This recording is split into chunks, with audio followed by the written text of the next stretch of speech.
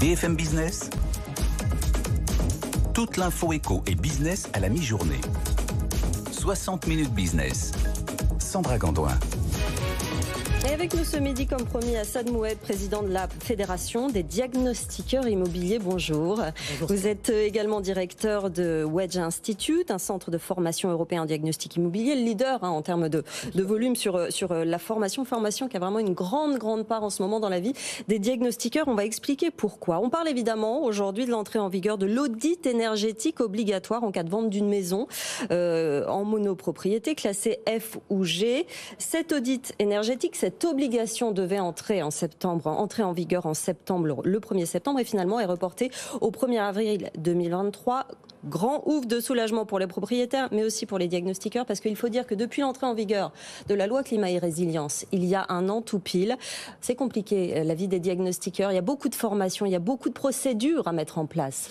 Il y a énormément de formations et surtout d'examens. C'est ce qui est souvent occulté, mais il faut savoir que les diagnostiqueurs passent régulièrement des examens. On audite tous les ans, tous les 2 ans, puis tous les 7 ans leur cycle de certification. Donc ça va être exactement le même cas dans le cadre de l'audit énergétique. Oui, parce que l'audit énergétique est une nouveauté par rapport à tous les diagnostics qu'il fallait déjà faire passer. Il y avait le DPE là en termes d'énergie.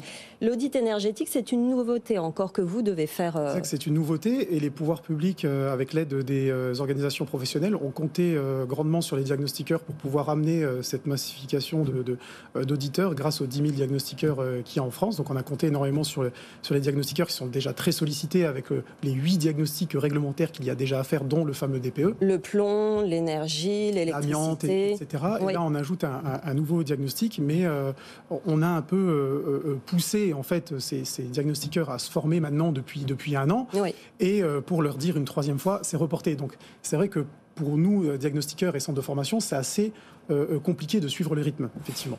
Est-ce que vous pouvez nous rappeler la différence entre le DPE, le diagnostic énergétique, et cet audit énergétique qui est une sorte de liste de ce qu'on va devoir faire dans un appartement finalement, ou dans une maison? La différence est assez simple, c'est-à-dire que le DPE, lui, il est là pour déterminer une consommation et nous indiquer les émissions de gaz à effet de serre du logement ou d'un immeuble à usage tertiaire.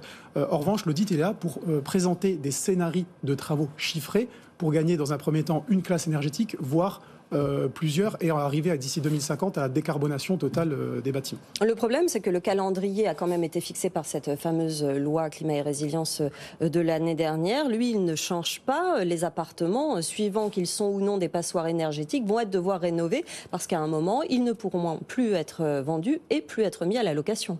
Exactement. Donc ça, ce sont des obligations qui vont arriver un peu plus tard. Mais déjà, ce qui arrive dès demain, c'est le gel des loyers pour les logements classés G. Puis l'année d'après, ça sera pour les logements classés F. Et on va aller comme ça crescendo jusqu'à 2035 avec la rénovation des passoires classées D. Vous voyez, aujourd'hui, le D, c'est la moyenne en fait. Aujourd'hui, si vous faites une moyenne sur l'ensemble des DPE qui ont été réalisés depuis un an, c'est classé entre le D et le E. Donc, vous voyez, vous vous rendez compte en fait l'ampleur de la tâche qui nous attend d'ici 2035. Alors, quelles conséquences concrètement pour les instituts de formation comme le vôtre? Alors aujourd'hui, c'est très compliqué de suivre le rythme parce qu'on vous exhorte depuis un an à former en masse des auditeurs énergétiques. Mais si vous voulez, aujourd'hui, on est encore dans une trame de la méthodologie de l'audit énergétique qui n'est pas prête. Donc, c'est-à-dire qu'on forme depuis un an des auditeurs sur quelque chose d'assez flou et de pas abouti pour le moment. Et c'est là où aujourd'hui pour nous c'est difficile de suivre le rythme. Et si vous regardez les textes qui ont été sortis au 4 mai 2022, on dit que ces formations-là sont valables 6 mois. Donc depuis un an, on exhorte les personnes à se former pour avoir cette massification. Mais d'un autre côté, on dit attention, c'est valable 6 mois à votre formation. Donc aujourd'hui, on a des personnes qui se posent la question. Je me suis formé il y a 6 mois. Aujourd'hui, c'est reporté au 1er avril 2023 et ce n'est pas un poisson d'avril. Qu'est-ce que je fais? Est-ce que je dois repayer de nouveau une formation? Et pourquoi je dois repayer étant donné que moi, j'ai rien demandé. Jean-Marc Daniel. Et alors, dans ces formations, vous délivrez un diplôme. Qui certifie que l'auditeur en question est compétent et à même de remplir sa tâche? Alors, c'est justement aussi une des raisons pour laquelle on a solliciter le report, c'est qu'aujourd'hui, la certification de l'auditeur, elle n'existe pas. C'est-à-dire la certification du diagnostiqueur DPE, elle existe. C'est-à-dire vous passez un examen théorique de type QCM et une étude de cas qui s'apparente à une pratique. Aujourd'hui, pour l'audit, ça n'existe pas.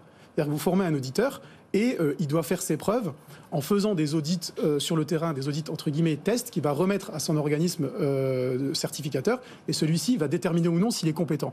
Mais aujourd'hui, il n'y a aucun certificat de délivré par les organismes de formation et de certification pour déterminer si quelqu'un est compétent à réaliser un audit. Et tout ça, ça doit arriver dans les mois qui arrivent, et l'auditeur énergétique sera référencé au même titre que le diagnostiqueur DPE sur le portail dédié à l'annuaire des diagnostiqueurs immobiliers du ministère. Ces formations, c'est le futur auditeur qui est obligé de payer, ou est-ce qu'il y a des subventions de l'État?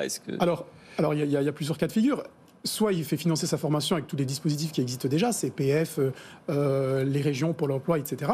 Soit s'il est salarié d'une entreprise, ça va être l'entreprise qui va payer pour le salarié s'il est à son propre compte.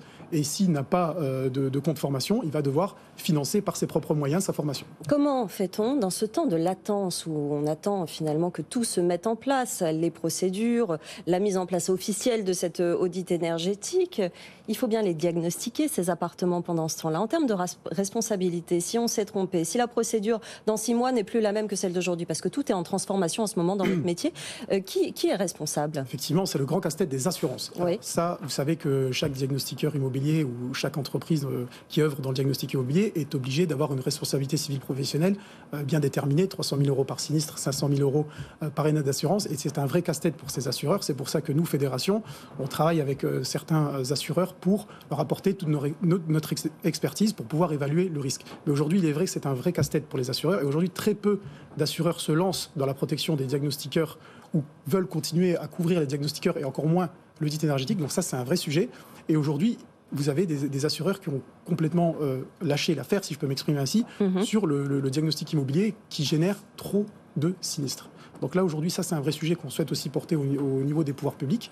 On tire la sonnette d'alarme en disant, c'est bien de dire qu'il faut un DPE, un audit énergétique, c'est bon pour le climat, c'est bon pour la planète et la transition énergétique, mais derrière, il faudrait peut-être assurer ces prestations qui portent de grosses responsabilités. Oui, parce que potentiellement, il peut y avoir des attaques juridiques derrière. Des attaques juridiques, parce que lors d'un audit énergétique, vous allez préconiser des scénarios de travaux avec un chiffrage, et vous pouvez, dans ces scénarios de travaux, générer des désordres. Par exemple, si vous avez déjà des murs qui respirent et vous préconisez une isolation, vous risquez de générer de l'humidité et de l'inconfort et des surconsommations énergétiques dans le logement. Donc vous générez ce qu'on appelle des désordres, et donc vous faites tout l'inverse en fait du principe de l'audit, c'est-à-dire vous allez faire augmenter la facture énergétique et délabrer le bâtiment, et là c'est votre assureur qui devra assurer le risque. Et ça, les assureurs ont très peur, parce qu'ils se disent s'il y a un manque de formation, ces reports successifs, ça jette un peu le discrédit sur tout ça, alors que nous, fédération, on est là pour leur dire, attendez, non, ça va être très bien fait, il faut prendre son mal en patience.